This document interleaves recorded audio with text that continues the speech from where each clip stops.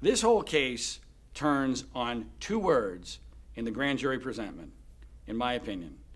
If the grand jury presentment does not have the words anal intercourse in it, I believe that today Penn State has not faced NCAA sanctions. I believe that the Joe Paterno statue is still standing. I believe it's even possible Joe Paterno never gets fired and probably is able to retire with the dignity that he deserved. Those two words had no business being in the grand jury presentment. It was a lie then, and it's probably even more of a lie now, based upon the information we've been able to conjure up since the grand jury investigation. The reality is there has never been any evidence that Mike McQueary saw anal intercourse in the Penn State shower in 2001. That did not happen, and you know who says it didn't happen? Mike McQueary says it didn't happen. So the reality is that was a lie, and those two words were put in there to inflame, and the news media latched onto them, and to this day, I can't tell you how many times I see it reported on places like Deadspin and other places that it is matter-of-fact knowledge. It is supposed to be basic knowledge of this case that Mike McQueary witnessed an anal rape and told Joe Paterno about it, and that Paterno then did nothing. That is false. That's not an opinion that it's false. That is an absolute, total falsehood, and everything that happened in this case flows directly from that falsehood. I would ask people, if you saw a local legend doing something blatantly sexual with a 10-year-old boy in a shower, would you not remember that year in which that happened? And if somehow it was a typographical memory error, wouldn't you be certain as to what the year was? That's not what McQueary said. He said, I'm 90% sure it was March of 2002. Well, it wasn't. It was February of 2001. So to me, right there, we're hanging all of this on a witness who can't get the year or the month right, and for which, at the time, there is no victim. There is no victim to come forward and back up the story. Now, as far as the victim two is concerned, there's some incredibly important evidence that the media has totally ignored, because after all, he's a victim and we're not allowed to actually look at his apparent story with any critical eye at all. I believe that the evidence is going to show, unless victim two changes his story, that victim two's story is inconsistent with Mike McQueary's story. How do we know that? There is a voicemail message that Jerry Sandusky leaves victim two in September of 2011 that is by far the most underrated piece of evidence in this case. Because when you listen carefully to that voicemail message, you cannot interpret it any other way than in the following manner, unless there is some piece of evidence that is not yet in evidence.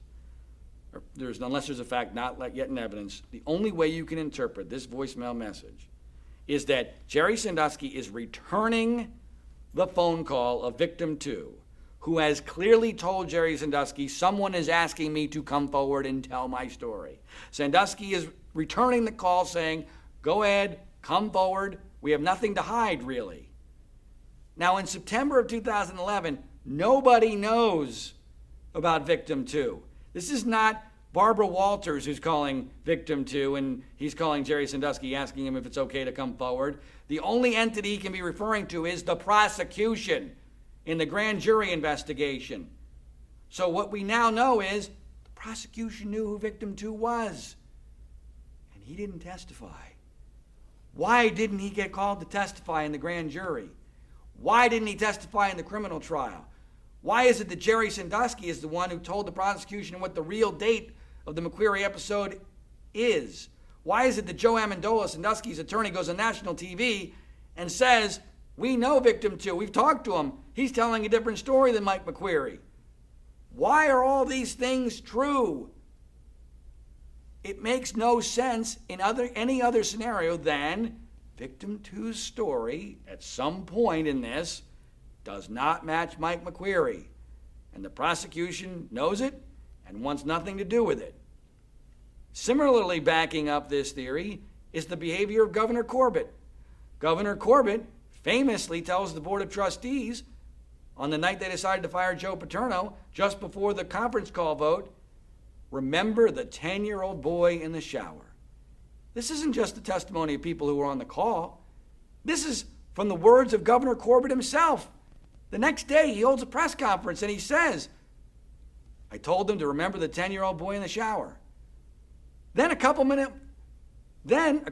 later, in a local television interview, Corbett denies ever having said it, even though it's on tape. Now, why would you deny, if you're the governor of the state of Pennsylvania, when it's clearly on tape and he knows everybody in the world has it, why would you deny citing the 10-year-old boy in the shower? I would submit that the only logical explanation for that is that Governor Corbett has new information. And the Governor Corbett now realizes it's probably not a good idea to hitch your wagon solely to the story of the 10-year-old boy in the shower. Because the story of the 10-year-old boy in the shower may not match what Mike McQueary and the prosecution said it was. And to me, that's the only way you make all the other evidence in this case and all the other human behavior make any sense. Because otherwise, you can't make it work. And there's plenty of circumstantial evidence to back this up. Mike McQueary, of course, needs to be asked about this, and he needs to come forward and tell the real truth. And that's all we're trying to get at here. The real truth of this. The real truth has not been told. It needs to be told, not just for the historical record, but for what kind of society we're going to live in here. You can't have this kind of injustice and never get to the truth. These, let's move on people. I'm sorry. Baloney. You can't move on after this much damage unless you find out what actually happened. And that's what we're trying to do here.